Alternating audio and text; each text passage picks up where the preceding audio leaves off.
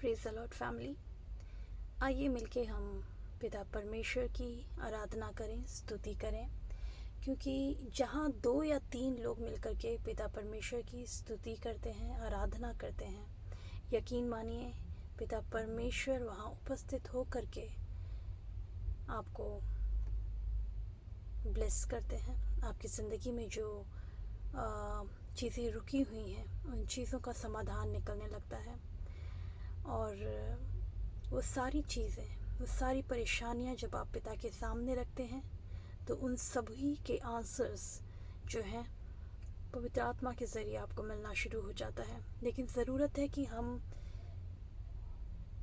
अपने हृदयों को साफ रखें और एक साथ एक मन हो करके पिता परमेश्वर को याद करें, उनकी आराधना करें, उनकी स्तुति करें, जिससे कि उनका हम ग्लोरीफाई करने पाए, उनको हम उनके नाम को ऊंचा करने पाए अपनी ज़िंदगियों से। आइए हम प्रार्थना करें। धन्यवाद पिता परमेश्वर, सबसे पहले आज इस सुंदर दिन को देने के लिए मैं आपको धन्यवाद देना चाहती हूँ पिता परमेश्वर। प्रार्थना करती हूँ पिता परमेश्वर कि जब हम तेरे वचन पर ध्यान धरते हैं, उसको अपने जीवनों में लागू करते हैं पिता परमेश्वर, तो होने दे कि तेरे वो वचन हमारे जीवन में फलवंत हो।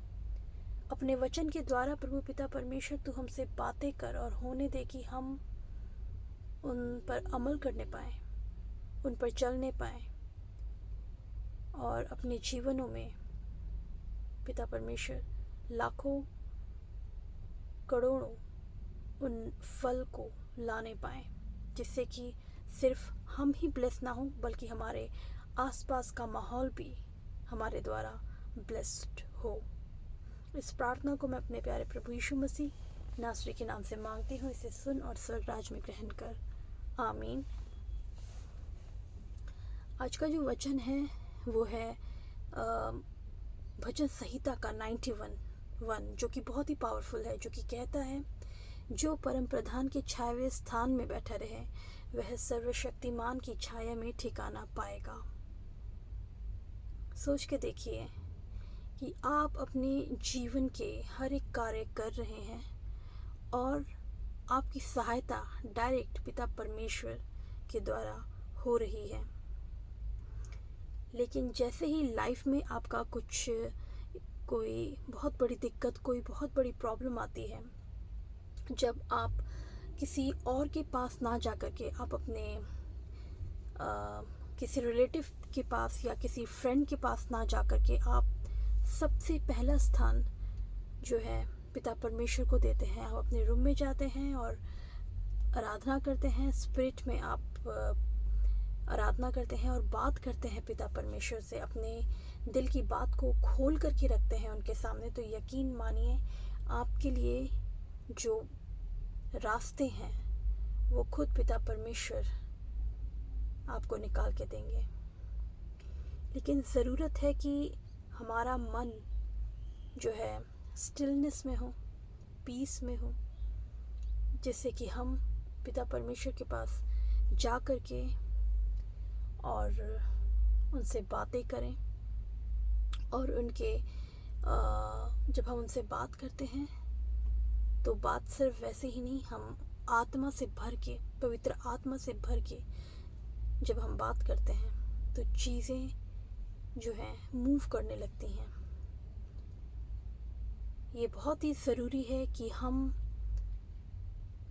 उस पिता परमेश्वर से, वो सब जानते हैं, उनसे कुछ भी छुपा नहीं है, लेकिन जब आप उनको अपने ज़िंदगी के पहलू में इनवाइट करते हैं, बुलाते हैं, तो वो बहुत ही खुशी के साथ आपकी ज़िंदगी के हर एक पहलू में आते हैं।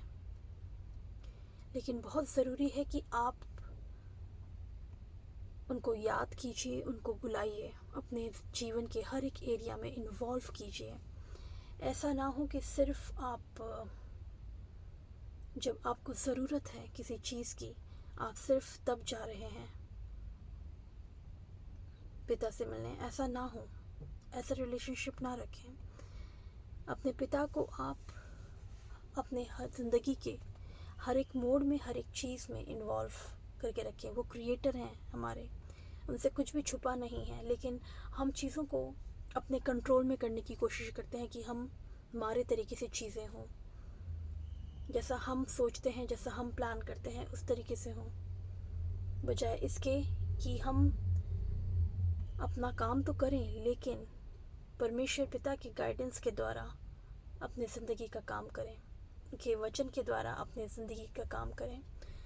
और हम उन कार्यों को कैसे समझेंगे जब हम उनकी उपस्थिति में आत्मा से भरकर स्पिरिट में बात करेंगे, उनकी गाइडेंस को, उनकी बातों को, और उन्होंने जो हमारे जीवन में चीज़ें रखी हैं उसका खुलासा तब हमें मिल पाएगा। क्योंकि हम में से हर एक की ज़िंदगी जो है पिता परमेश्वर के लिए इम्पॉर्टेंट है, ख़ास है, अलग तरीके से डिज़ाइन की गई है। आप कंपैरिजन नहीं कर सकते,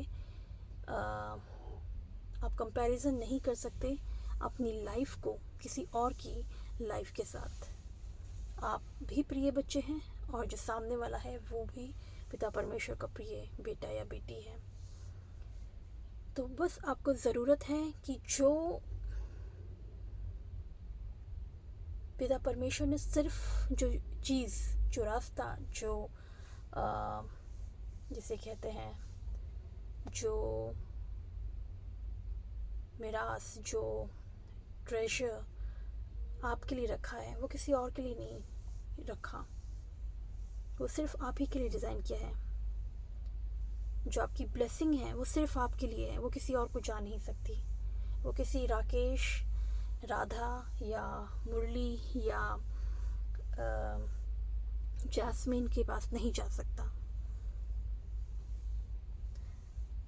तो बहुत ज़रूरी है कि हम इस बात को समझें और पिता परमेश्वर की उपस्थिति में बैठें कि पिता परमेश्वर ने जो हमारे लिए चीज़ें रखी हैं हम डायरेक्ट उसके पास पहुंचने पाएँ, इजीली उनके उस आवाज़ को, जो पवित्र आत्मा जो हमसे बातें करता है, उसको हम सुनने पाएँ और अपने जीवन में लागू करने पाएँ। आइए मिलकर के हम प्रार्थना का अंत करते हैं।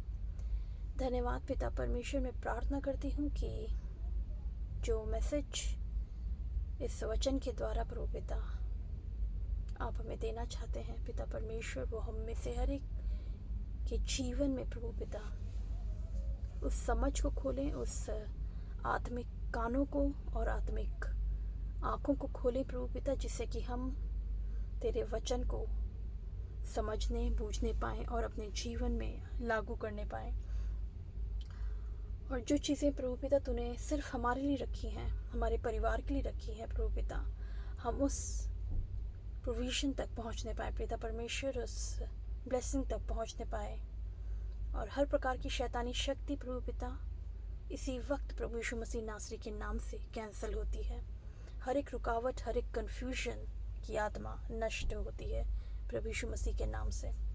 इस प्रार्थना को मैं अपने प्यारे प्रभु यीशु मसीह के नाम से मांगती हूँ, इसे सुन और स्वर्ग राज में ग्रहण कर। आमीन।